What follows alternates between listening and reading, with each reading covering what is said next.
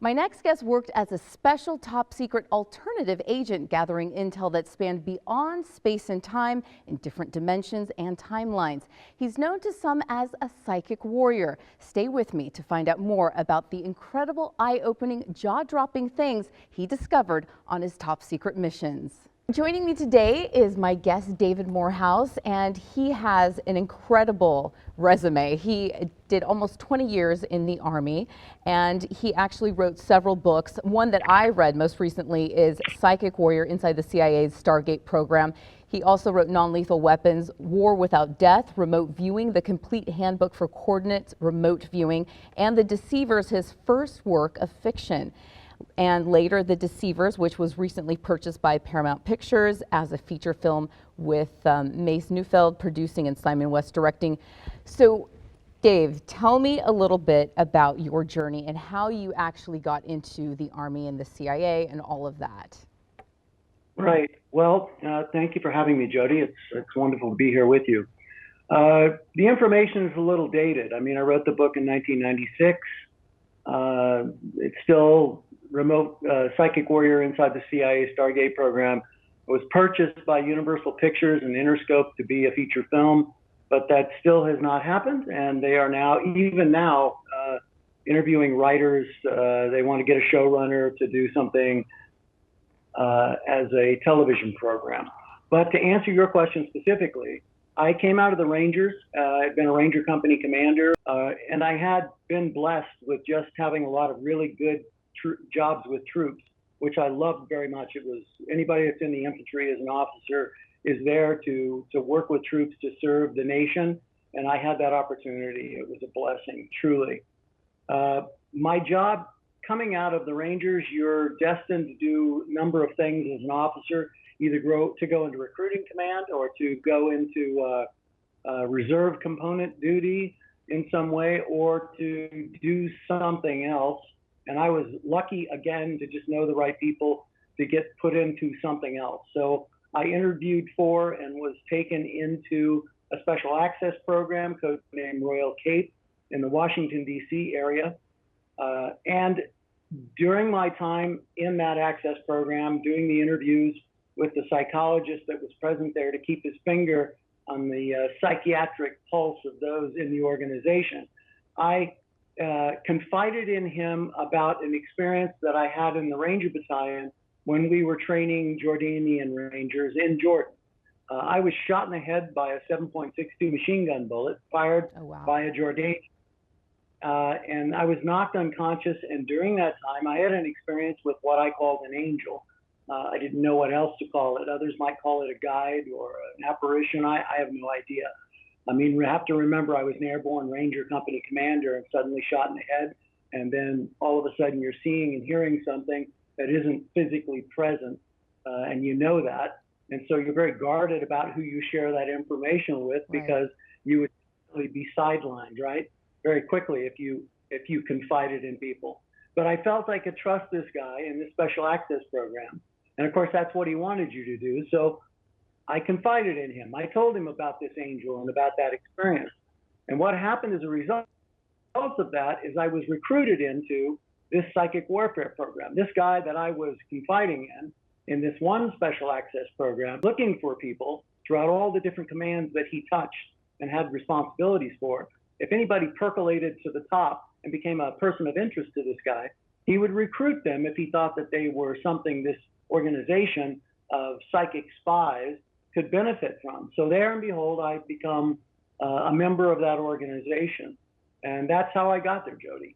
It was quite unusual, and it just something that in a matter of months, I just could not believe how I went from being a guy with mud boots, deploying the jungles all over the world and deserts and, training and shooting and war and everything else. And now suddenly I'm in my second special access program within a matter of months of being in the first, and I'm being trained to be a psychic spy for the U.S. government.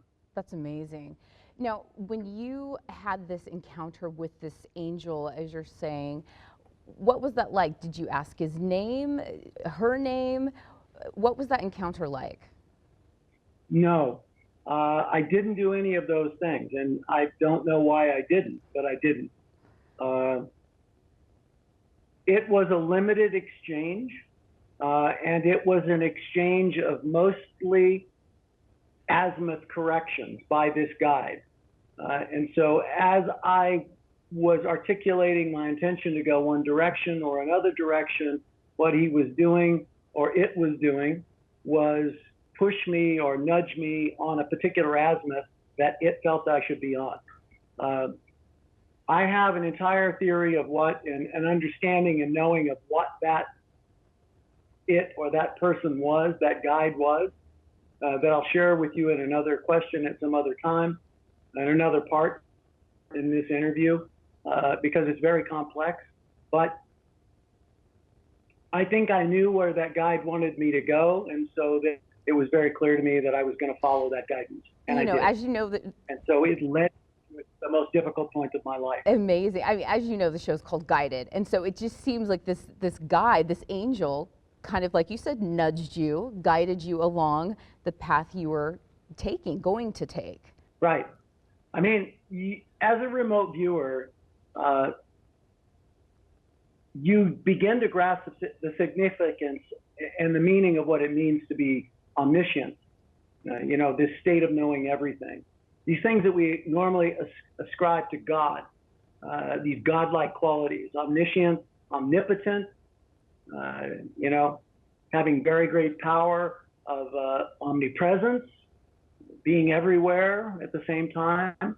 Again, even as a kid growing up in the Mormon church, I didn't understand these things and how they applied to something. It meant that this was this theory of that something being told that God is everywhere at the same time. He's here, he's there, he's everywhere. He knows everything. He knows what's in your heart, what's in your mind. He knows what's in the heart and the mind of everybody. How could we struggle with how could that possibly be?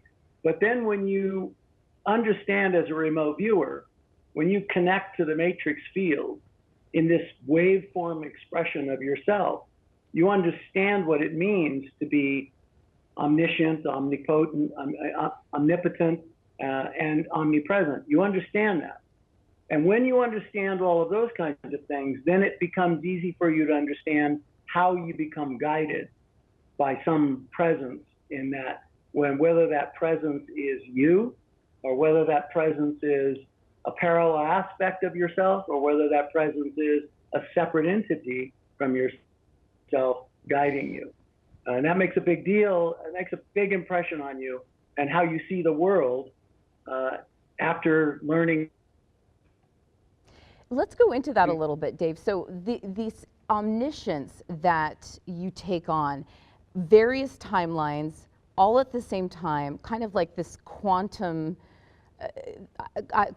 leaping, or you know, this parallel universe type thing, where you're jumping from parallel timelines to future timelines, or even past timelines, maybe helping collapse timelines. What is that like, or what is that process?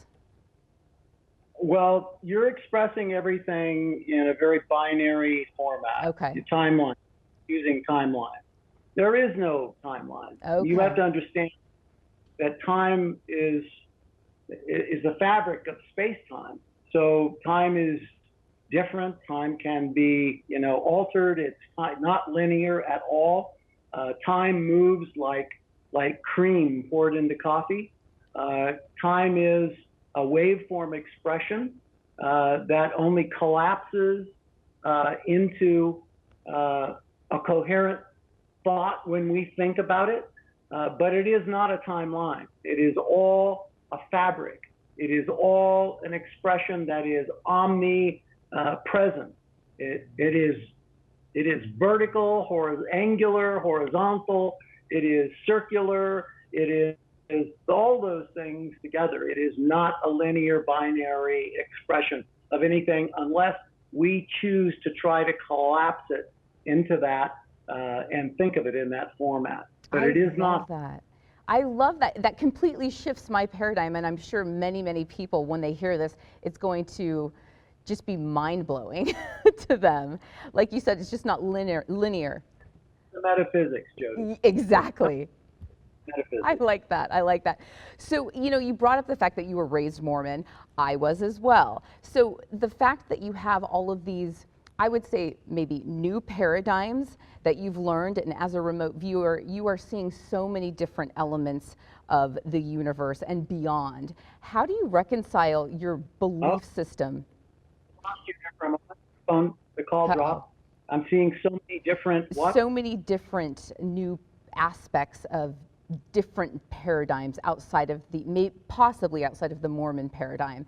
How have you reconciled that? Because both of us were raised in the Mormon church. Well, I think the best answer for that is that, the great difficulty again for me as a young man in coming to grips with what God was in my life was to try to, as I said earlier, to understand how something could be omnipotent, omnipresent, and omniscient, and applying that. And I mean, I just couldn't, as a physical four-dimensional being, I couldn't understand how something could be all that, how it could be everywhere at one time. I mean, I would babble that out just like everybody else in the church and other churches did. But I didn't understand the physics of how that could actually be. So part of my learning process in becoming a remote viewer was to learn certain aspects of the physics of the metaphysics. And as you understand that everything is energy and energy is everything, and everything therefore can be expressed in a waveform. And so I am a waveform, you are a waveform, our thoughts are a waveform, our voice transmissions are a waveform. How we see in this physical dimension is waveform. We are looking at certain bandwidths of spectrums rather, of waveform that comes back to us to see it as red, blue, green, violet, etc. Right? The RGB Viv concept. And those are all waveform expressions. It's not a straight shot of some binary influence to our eyes. And then once our eyes perceive that waveform, it decodes it and reconstructs it as a brain along the neural pathway. So everything is waveform. It's coming back to us in waveform. It's going out from us in waveform. And as I started to understand it in that perspective, then I started to understand what it meant for God to be those things. If God is expressing as a waveform, then God is truly capable of being omnipotent, omnipresent, omniscient, right? And the blessing is in that reality and understanding that reality is, so am I, and so are you. So we can, under the right conditions, with the right kinds of training and with the right kinds of knowing, we can understand ourselves as being omniscient, omnipresent, right? We can. And so that did not cause me to be in conflict with my religious beliefs. It actually gave me another level and yet another level and another level of understanding what those religious beliefs really meant.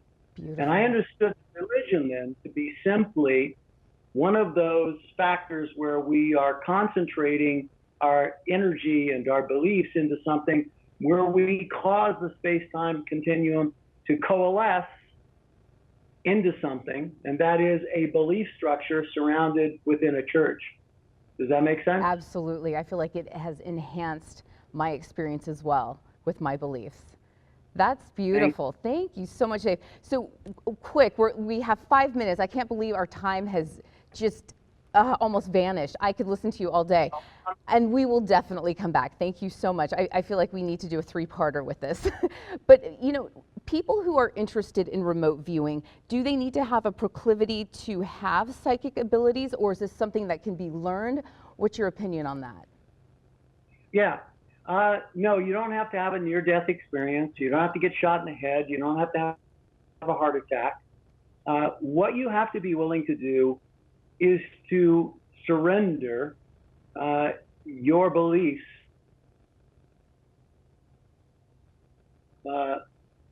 your obstructions. And, we've trained over 23,000 people to become remote viewers. Back when I was teaching, and I quit teaching about 8-9 years ago. But up at that point, we had 23,000 students under our belt. Wow. Vast majority of them were doctors and engineers and others who grasped the physics of the metaphysics as I taught it. And people who came in that had sort of just a metaphysical, spiritual belief came into it and kind of struggled with it because they already have these preconceived notions about what is, what isn't, what they are not, and it is difficult for them to surrender. Other people who come into it that are willing to grasp what's taught and try to understand it in a new formation, they grasp it faster and learn it faster because they don't have beliefs so much that they need to struggle with. So that's what you have to be capable of doing. You have to come in and surrender. You have to believe that there is something beyond the physics, and beyond the physical, and you have to believe that you can be part of that. You know, CNN did a poll about, 15 years ago, maybe more. And in that poll, they were actually asking people, how many people believe that there was something beyond the physical? And they said you can call it God, you can call it whatever you want to. And it was 98% of the population of the planet that was polled, 98% believed that there was something beyond the physical. Whether they called it God, whether they called it Allah, whether they called it Buddha, whatever they called it, 98%. Only 2% said that there was nothing beyond the physical. We die, we lay in the dirt, we rot, and that's it for us. The media now gives that 2% equal footing with the 98%. Right. In other words, that 2% minority, which claims that there is nothing beyond the physical, but just dark, rotting death, they get equal billing with the 98% of the population of the planet that believe that there is something beyond the physical. But okay, put that thought aside now. So that 98%, out of that 98%, it was 76%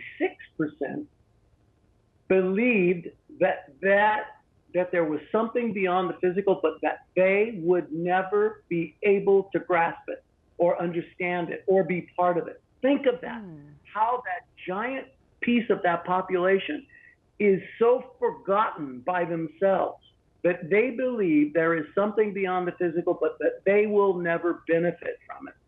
There is only that other small percent that believes that they can become part of something that is not part of the physical world. That's so that hopeful. They can be part of and benefit from God. Right.